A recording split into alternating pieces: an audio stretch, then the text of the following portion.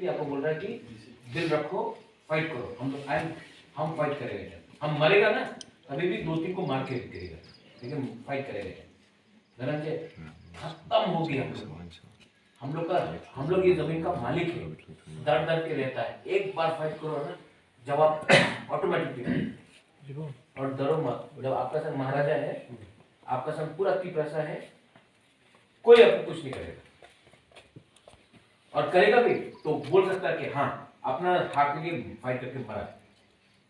लेकिन डर डर के मरने से अच्छा है कि एक बार फाइट करो, अपना बुरी लोगों के लिए, अपना बच्चा के लिए, अपना नेक्स्ट जनरेशन के लिए फाइट करो।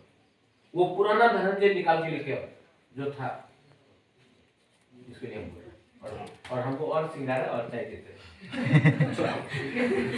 रात का 12 बजे।